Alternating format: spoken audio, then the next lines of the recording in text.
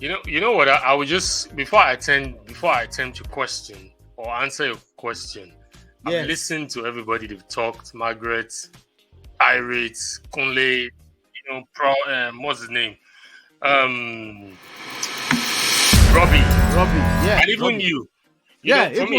Yes. I was surprised. I was surprised when I was hearing when I started hearing yesterday Eric Ten Hag out. I was surprised because looking at with benefit of hindsight, it wasn't long ago that Manchester United fans were all on social media claiming that Manchester United had a good season as compared to Arsenal because one, they finished third and they won the Carabao Cup. So all of a sudden, after 4 games or 5 games, the narrative has changed. I just feel it's just this mentality of having someone to scapegoat. Now, who are we going to scapegoat? We've lost 2 straight matches in the EPL. Who can we see to blame? Oh, okay, let's pick Eric Ten Hag is the fault. I just feel, come on, it's too early for this. Listening to Manchester United fans say this, Eric Ten Hag out. It is too early for this. Eric mentioned something about Kule mentioned something about Brighton being the second best team in EPL. Look at Dizebi when he joined Brighton. It wasn't that rosy. It wasn't. You can look at his results. He lost some. Brighton lost 2 games last season. Brighton that you're using in comparison to Manchester United at this moment.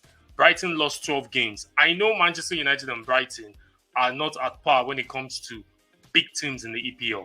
Yes, granted, Brighton is well managed, is well oiled.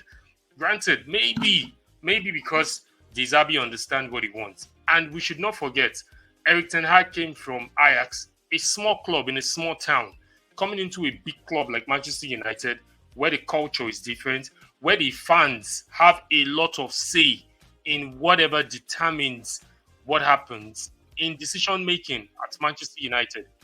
The fans, we could dare say, play like 30% or 40% in whatever decision making happens at Manchester United. Unlike Ajax, where he's coming from. And granted, this is just his second season. I hope my stats is right. This is just the second season. Though when he came, he said errors were going to come to an end, of which we saw some scintillating performances last season, defeating Manchester City. Even Arsenal that came second to Manchester City fell twice against Manchester City. He went on, defeated Liverpool. He gave some good result last season. But now, what has happened as compared to last season, where we're supposed to build on this season, is where I faulted.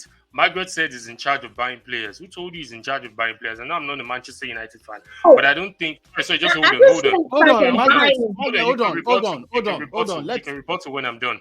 I'm not sure he has 100%. He has 100% decision making in the players that are meant to come in. I don't think so, and I stand to be corrected. Eric mentioned Manchester United be pathetic. Yes, right now as a Liverpool fan, you can say that. But last season, we can't say the same for Liverpool because Liverpool were not even at par anywhere. We didn't even understand what was going on with Liverpool because it was yo-yo. They win today, they lose tomorrow. Even the same Brighton hit Liverpool twice last season. So I just want us to, calm down. I know it's 5 games gone. Nobody will be happy that his team loses that way against Brighton. Now, if I'm now coming to your question directly, Manchester United plays. Is it the player's style of play? Yeah. It's the same style of play that he implemented last season that is also implementing now. A lot of people were, angry that why did he take off the new guy? What's his name? Rasmus Højlund. I don't think that's his right name. But the guy was playing and they were trying to manage him because they didn't want him to get injured again. So there are a lot of decision making that went into that. Is it the owners? Manchester United has always been screaming about the owners for the past 3 seasons or 2 seasons. When they won the Carabao Cup, nobody talked about the owners. Yes. Now, immediately anything goes bad, they just, hump on that narrative and say, hey, Glazers out. Now, it is Eric Ten Hag out. For me, I just want them to give this guy time. Because if you sack Eric Ten Hag, who are you going to bring in? He's going to start everything all over again. I know it is not rosy right now. I can understand. I know the mentality of wanting to win, which I'm not questioning.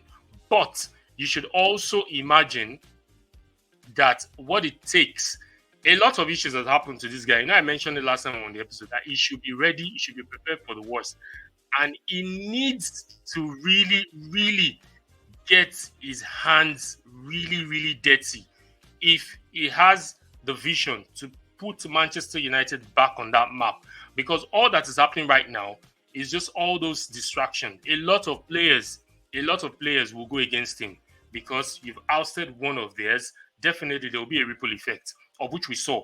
And also, I was asking Colin that day, why would you start McTominay and Ericsson? Even Casemiro. Margaret, I'm going to give you 2 minutes. Okay, Let me read. It seems everybody wants. Wow. Oh my goodness. All right. Margaret, talk to me. Okay, I think the person that just posted that comment, he said something about man management, and I think I would want to agree with him about that, because only fine when it comes to being a good manager, a good coach, tactically and otherwise. I know it was actually poor, it was down, it was not up to United standard. But there was one thing I actually noticed in his management. When it comes to man management, Ole actually did very well in that. He did very well. And there were a lot of things happening at Manchester United. You see that most of this players, we didn't really hear them coming out doing. I don't know if anybody can prove me wrong, but under Ole. But the only thing was that tactically, he was very, very poor. So I think that is where the issue of Ten Hag is getting too much. First with Cristiano Ronaldo doing him, for Cristiano to boldly come out while he's still on contract at United, which he wouldn't have done that under Sir Alex or probably under Van Gaal. He wouldn't. And then David De Gea situation, everything and then Sancho replying him back. It means that he is having issue when it comes to managing a team.